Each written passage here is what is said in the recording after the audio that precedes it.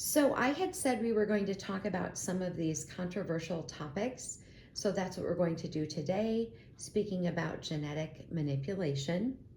And we know that God gives life and ends life. It tells us that in Job 121. We also know what David said in Psalm 139, verses 13 through 16. Here's what it says. For you were formed in my inward parts. You covered me in my mother's womb.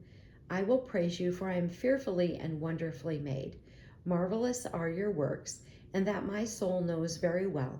My frame was not hidden from you when I was made in secret and skillfully wrought in the lowest parts of the earth. Your eyes saw my substance being yet unformed, and in your book they were all written, the days fashioned for me, when as yet there were none of them.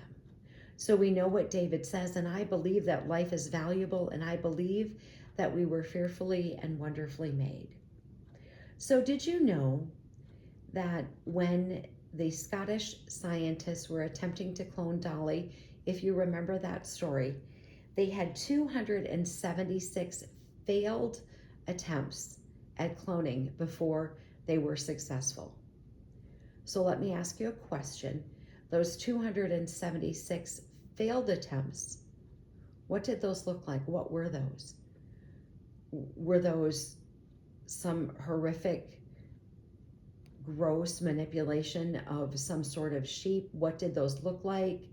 How long did any of those survive? How did those look? What kind of things went on in those 276 failed attempts to clone her, the sheep? So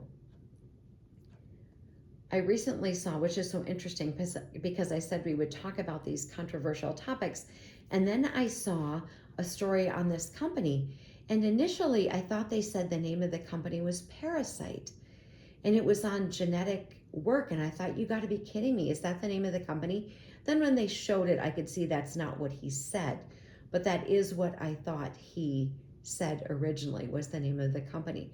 But there's a company, and for $50,000 you can have your embryos tested for diseases, for height, for IQ, for gender, all kinds of other things. So let's just assume that all of that testing is accurate. They can accurately predict diseases, gender, height, IQ. Assuming all of that is accurate, what are they doing with the embryos that the families don't choose?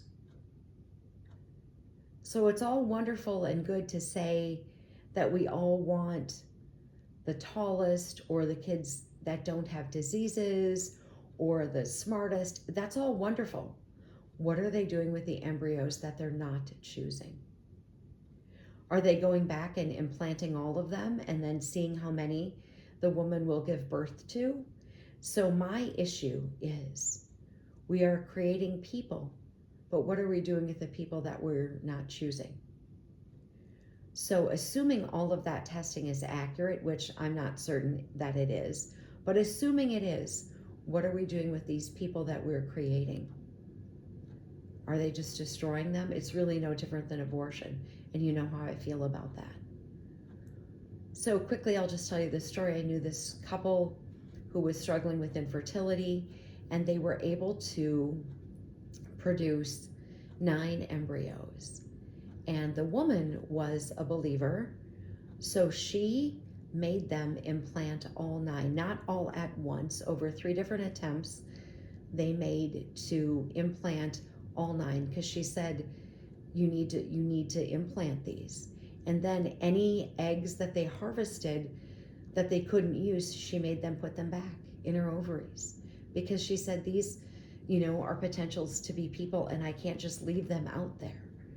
And as believers, if we are going to be using those services, then what are we doing with the embryos that we're not choosing? And that's my issue with all of this.